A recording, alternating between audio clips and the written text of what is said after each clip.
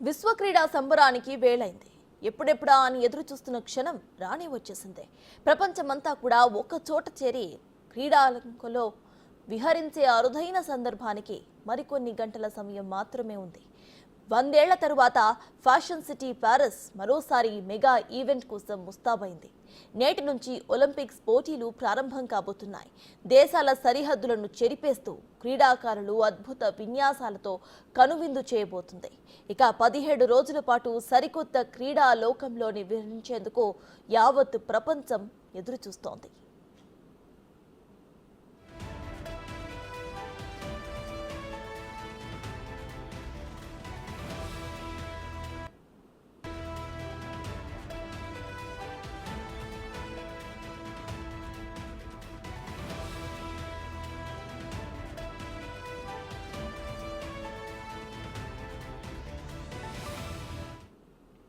విశ్వ క్రీడా వేదికపై మన జాతీయ పతాకాన్ని రెపరెపలాడించేందుకు ఈసారి భారత్ నుంచి 117 మంది పోటీ పడుతున్నారు. కోట్లాది మంది అభిమానులు ఆశలు ఆకాంక్షలను మోసుకుంటూ ఈసారి డబుల్ డిజిట్ పథకాలే లక్ష్యంగా ఆటగాళ్లు ప్యారిస్లో అడుగుపెట్టారు. టోక్యో ఒలింపిక్స్లో సాధించిన 7 మెడల్స్కు కనీసం మరో 3 అదనంగా జత చేయాలని పట్టుదలగా ఉన్నారు.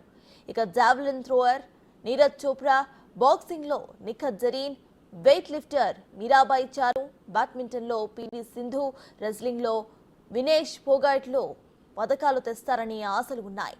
ఇక shooters, hockey, chess players, archery వీరులు, టెన్నిస్, రోయింగ్, ఇతర క్రీడాకారులు మెరిపించేందుకు సిద్ధంగా ఉన్నారు.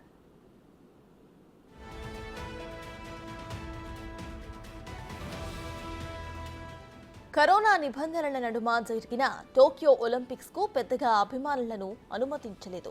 దానికి పూర్తి భిన్నంగా ఈసారి ప్యారిస్లో సీన్ నదీ తీరాన విశ్వ క్రీడల మహోత్సవానికి అట్టహాసంగా తెరలేవబోతుంది. చారిత్రక ఐఫిల్ టవర్ సాక్షిగా 10,500 మంది ప్లేయర్స్ పోటీ పడబోతున్న ఒలింపిక్స్లో ఆరంభ వేడుకలు గతాన్ని తలదన్నే విధంగా నిర్వహించబోతున్నారు. సుదీర్ఘమైన సీన్ నది పరివాహిక ప్రాంతాన్ని సర్వంగా సుందరంగా తీర్చిదిద్దారు. పర్యావరణానికి అనుకూలంగా స్టేడియంస్ను నిర్మించారు. ఐఫిల్ టవర్ నుంచి సేకరించిన ఇనుముతో ప్యారిస్ ఒలింపిక్ పథకాలను తయారు చేశారు. గత అనుభవాలను దృష్టిలో ఉంచుకుని భారీ భద్రతను ఏర్పాటు చేశారు. ఎప్పటిలాగానే ఈసారి కూడా నిర్వాహకులు ఒలింపిక్స్లో 4 క్రీడాశాలను చేర్చారు.